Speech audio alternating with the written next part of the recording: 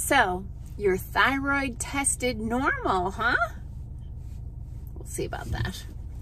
Hi, I'm Dr. Patty Barch. I'm a traditional naturopath, founder and owner of Naturally Unbridled Wellness and naturallyunbridled.com, where we focus on wellness solutions, not disease management. This is Down the Ridge with Dr. Patty, where I give you 7 to 10 minutes of holistic life and wellness information on my way to work. This is not medical advice. This is for entertainment purposes only. Whoever you put in charge of your body, listen to that person. Okay, thyroid stuff. So I mean, really, I cannot even begin to estimate the number of people who have come into my office with a collection of symptoms that align with low thyroid, who are like, oh, I had my thyroid tested, it's fine. Okay, let's talk about that. First of all, what are some common signs and symptoms of low thyroid function? Now, you can have any or all of these. It doesn't mean that, oh, I have the first 3, but I don't have the 4th one, so it can't be that.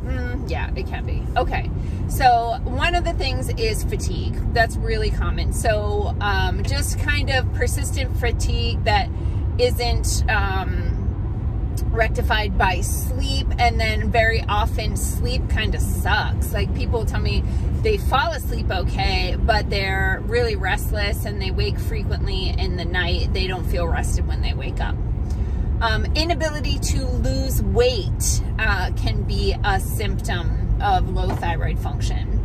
And I'm going to kind of flesh that term out a little bit in a minute. Constipation, thinning hair, hair loss, the outside edges of the eyebrows can be thin or missing, or even sometimes people don't even have any eyebrows in severe cases. Feeling cold a lot. There are other reasons, of course, for all of these things, but feeling cold, cold hands, cold feet, cold body temperature. Infertility can be a common thyroid symptom as well. So those are some of the common symptoms. Now let's talk about what the thyroid is. So the thyroid is an endocrine gland, which means it's a hormone secreting gland. It's butterfly shaped and it's in the throat. It is controlled by the pituitary and the hypothalamus. Okay. So when you go to your medical provider and maybe you suspect there's a thyroid issue, but maybe they do when you tell them what you have going on, they may say that they'll run some thyroid tests. So what they typically run, almost exclusively, I've seen a slight uptick in people running a few additional tests, but in general they just run one test, TSH. TSH stands for thyroid stimulating hormone. So as the name indicates, it is to stimulate the thyroid to make thyroid hormone. Therefore, TSH is not made by the thyroid, it's made by the pituitary in response to the levels of a hormone called T4. T4 is an inactive form of thyroid hormone. Okay, the 4 stands for 4 iodine molecules. And the T4 doesn't fit into the receptors for thyroid hormone. What you have to do is convert inactive T4 into T3 by cleaving off one of the iodine molecules. Then once you take off the iodine molecule, you can insert that into the cell receptor and activate the activity of thyroid hormone.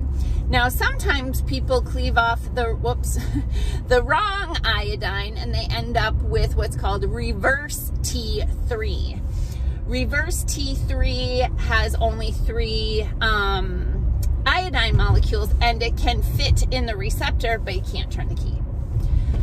So the most important measurement that could be run is T3, because T3 is the one that your cells actually use, but they run TSH only. So one problem is TSH being in response to the presence of T4, which your body cannot use. Oh, here we go again with the trash guy on the wrong side of the road.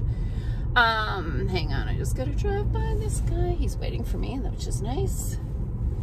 Thanks, buddy. So they measure TSH in response to the presence of T4, and your body can't use T4. The treatment is basically, oh, you've come back with very high TSH, meaning your pituitary gland is making a lot of thyroid stimulating hormone because you don't have enough T4. And so if you have a high level of T4, typically around over 5, they will prescribe one drug for this. This is levothyroxine. Now, are there alternatives? Yes, but I'll talk about that in a second. So levothyroxine is T4. Actually, 2 of my horses take this because I don't know why, probably the GMO feeds they've been eating their lives, but anyway, they have crappy thyroid function. So anyway, T4, so they give you levothyroxine, which is T4, and your body has to convert T4 into T3 to be able to experience the benefits of having sufficient thyroid hormone. So they'll give you the drug, levothyroxine, it's a generic drug.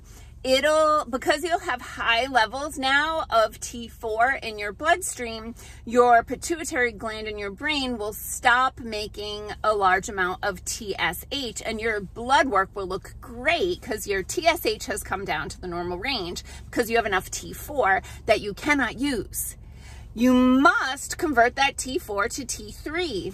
And so plenty of people who take levothyroxine get their T4 levels in the right place, so their TSH goes in the right place, but they're not converting T4 to T3 appropriately, and therefore they have lots of thyroid symptoms. So I can't tell you the amount of clients who have had their labs done, they're on levothyroxine, their T4 is in a good spot, their TSH is in a good spot, but they're freezing cold, they're constipated, they're exhausted all the time, and we put them on a little bit of thyroid support, and lo and behold, their eyebrows grow back, like literally, really crazy things happen. So what are some alternatives to levothyroxine? So there are other pharmaceuticals available. Obviously, this is not a like pharmaceutical blog or whatever. But Thyroid, which is the brand name, it's the brand name drug, so it costs more. It's not the generic. Thyroid converts to T3 better than the generic levothyroxine drugs, which, by the way, your pharmacy puts out to the highest bidder or the lowest bidder. And so from one prescription fill to the other, you might actually be getting different manufacturers making them, which can result in different binders in the process, and so different levels of efficacy.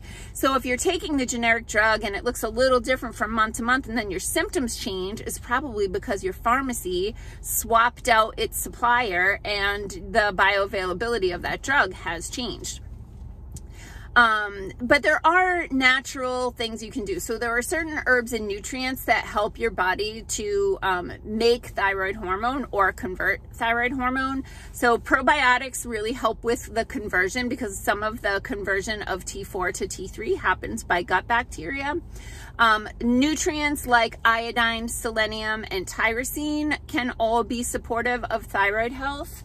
But there's one other thing that I wanted to talk to you before I run out of time here, and that is autoimmune thyroid disease. So this is the most common form of thyroid dysfunction, where the body mistakes the thyroid for a foreign invader and makes antibodies against it, slowly killing the thyroid over time.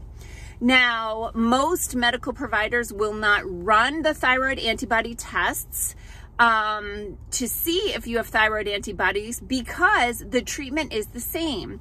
Whether you have low thyroid function because you have amalgam fillings that have been draining heavy metals into your throat, and your thyroid has become saturated with those and kind of stopped functioning appropriately, or you're eating things like, or drinking Mountain Dew or brominated vegetable oil or bromine in breads, that's impairing your thyroid function, or you have this autoimmune disease where your thyroid is slowly being destroyed, the treatment is the same. So they don't do the test for antibodies. And here's what ticks me off about that.